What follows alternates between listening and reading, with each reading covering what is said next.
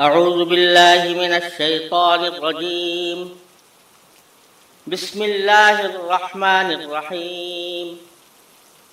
ألف لام ميم. ذلك الكتاب لا ريب فيه هدى للمتقين الذين يؤمنون بالغيب ويقيمون الصلاة ومما رزقناهم ينفقون والذين يؤمنون بما أنزل إليك وما أنزل من قبلك وبالآخرة هم يوقنون أولئك على هدى من ربهم وأولئك هم المفلحون. إن الذين كفروا سواء عليهم أأنذرتهم أم لم تنذرهم لا يؤمنون. ختم الله على قلوبهم وعلى سمعهم وعلى أبصارهم غشاوة ولهم عذاب عظيم. شروع اللہ کے نام سے جو سب پر مہربان ہے، بہت مہربان ہے. الف لام میم. یہ کتاب ایسی ہے کہ اس میں کوئی شک نہیں. یہ ہدایت ہے ان ڈر رکھنے والوں کے لیے جو بے دیکھی چیزوں پر ایمان لاتے ہیں اور نماز قائم کرتے ہیں، اور جو کچھ ہم نے انہیں دیا ہے اس میں سے اللہ کی خوشنودی کے کاموں میں خرچ کرتے ہیں، اور جو اس وحی پر بھی ایمان لاتے ہیں جو آپ پر اتاری گئی اور اس پر بھی جو آپ سے پہلے اتاری گئی، اور آخرت پر وہ مکمل یقین رکھتے ہیں. یہ ہیں وہ لوگ جو اپنے پروردگار کی طرف سے صحیح راستے پر ہیں، اور یہی وہ لوگ ہیں جو فلاح پانے والے ہیں. بے شک وہ لوگ جنہوں نے کفر اپنا لیا ہے ان کے حق میں دونوں باتیں برابر ہیں، چاہے آپ ان کو ڈرائیں یا نہ ڈرائیں، وہ ایمان نہیں لائے. اللہ نے ان کے دلوں پر اور ان کے کانوں پر مہر لگا دی ہے، اور ان کی آنکھوں پر پردہ پڑا ہوا ہے، اور ان کے لیے زبردست عذاب ہے. یہ سورہ بقرہ کا پہلا رکوع ہے جس کی میں نے تلاوت کی، اور اس کے بعد اس کا لفظی ترجمہ آپ حضرات کے سامنے پیش کیا. یہ سورہ بقرہ قرآن کریم کی سب سے لمبی سورت ہے، اور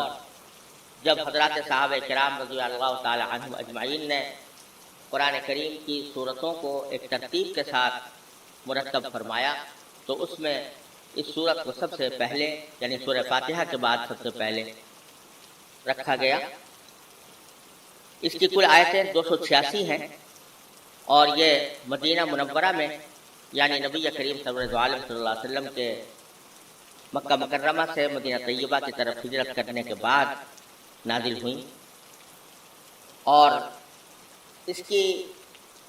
67 سے لے کر 73 تک کی آیتوں میں چونکہ گائے کا واقعہ مذکور ہے، اس لیے اس سورت کا نام سورہ بقرہ ہے، کیونکہ بقرہ عربی میں گائے کو کہتے ہیں. اس سورت کے مضامین پر اگر غور کیا جائے تو معلوم ہوتا ہے کہ اس کا بنیادی موضوع ایمان اور عمل صالح ہے، کیونکہ دین انہی دو چیزوں سے مرکب ہے. دین جس بات کی طرف دعوت دیتا ہے وہ ایک یہ کہ ایمان لایا جائے ان عقیدوں پر جو واقعے کے مطابق ہیں، اور اس کے ساتھ ساتھ اس ایمان کے مطابق اپنی زندگی کو گزارا جائے اور اس میں نیک عمل کیے جائے. تو اس صورت میں بھی ایک پہلا حصہ ایمان سے متعلق ہے. اس میں یہ بتایا گیا ہے کہ ایمان کس چیز کا نام ہے، کن چیزوں پر ایمان لانا ضروری ہے اور کن چیزوں پر ایمان نہیں لانا چاہیے، اور ایمان کے ہی کے بارے میں انسانوں کے جو 3 گروہ ہیں، یعنی ایک وہ جو اللہ تبارک و تعالیٰ کے اس دین پر ایمان لائے جنہیں مومن یا مسلمان کہا جاتا ہے، اور دوسرے وہ جنہوں نے ایمان لانے سے انکار کیا جن کو کافر کہا جاتا ہے، اور ایک تیسرا گروہ منافقین کا ہے کہ جو زبان سے تو ایمان لے آیا تھا لیکن دل سے ایمان نہیں لایا تھا، ان تینوں قسموں کا بیان سورت کے شروع میں کیا گیا ہے، اور پھر یہ بات ظاہر کرنے کے لیے کہ جن باتوں پر ایمان لانے کی دعوت حضور نبی کریم سرور دو عالم صلی اللہ علیہ وسلم نے دی ہے وہ کوئی آپ کی خصوصیت نہیں ہے، بلکہ جب سے انسان پیدا ہوا اس وقت سے ہی اس کی سرشت میں یہ بات رکھی گئی تھی کہ وہ ان باتوں پر ایمان لائے۔ اس بات کو واضح کرنے کے لیے قرآن کریم نے حضرت آدم علیہ السلام کی تخلیق کا واقعہ بیان فرمایا ہے تاکہ انسان کو اپنی پیدائش کا مقصد معلوم ہو۔ اس کے بعد آیات کے ایک طویل سلسلے میں بنیادی طور پر خطاب یہودیوں سے ہے جو بڑی تعداد میں مدینہ منورہ کے آس پاس آباد تھے، اور ان کے ماضی کے واقعات ان کو یاد دلائے گئے ہیں، جن کا خلاصہ یہ ہے کہ حضرت موسیٰ علیہ السلام کو تورات عطا فرمائی گئی تھی اور بنی اسرائیل پر لازم کیا گیا تھا کہ وہ اس تورات کے احکام پر پوری طرح عمل کریں، اور اسی وجہ سے ان کو پوری انسانیت کا امام بنایا گیا تھا۔ لیکن بنی اسرائیل نے ان احکام پر عمل کرنے کے بجائے اللہ تبارک و تعالیٰ کے احکام کی نافرمانی شروع کی۔ ان پر اللہ تعالیٰ نے جو نعمتیں نازل فرمائیں اس پر انہوں نے ناشکری اور نافرمانی سے کام لیا۔ اس کا مفصل بیان اس سورہ بقرہ کے ایک طویل حصے میں کیا گیا ہے، اور اس طرح یہ واضح کیا گیا ہے کہ اب یہ لوگ انسانیت کی امامت اور انسانیت کے لیے داعی بننے کے اہل نہیں رہے، کیونکہ انہوں نے حضرت موسیٰ علیہ السلام کی لائی ہوئی تعلیمات کی خلاف ورزی کی اور جا بجا سرکشی کا مظاہرہ کیا، لہذا اب یہ منصب امامت تبدیل کیا جائے گا۔ اور اس سلسلے میں پارے کے آخر میں حضرت ابراہیم علیہ السلام کا تذکرہ باری تعالیٰ نے فرمایا ہے، کیونکہ حضرت ابراہیم علیہ السلام وہ بزرگ ہیں جن کو یہودی بھی اپنا پیشوا مانتے ہیں، عیسائی بھی اپنا پیشوا مانتے ہیں،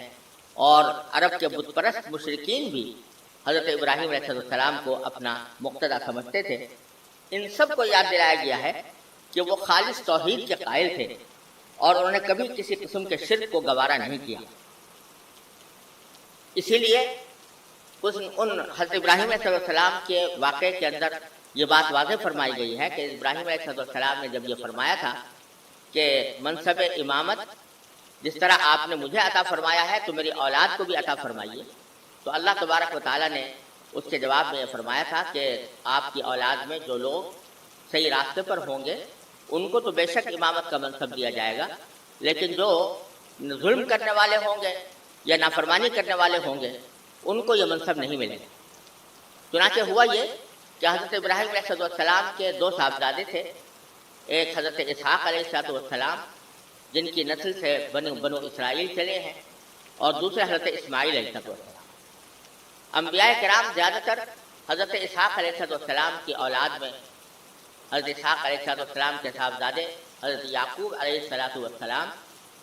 کا دوسرا نام اسرائیل بھی تھا، اور انہی کی اولاد میں زیادہ تر انبیاء کرام تشریف لاتے رہے اور امت کی رہنمائی کرتے رہے۔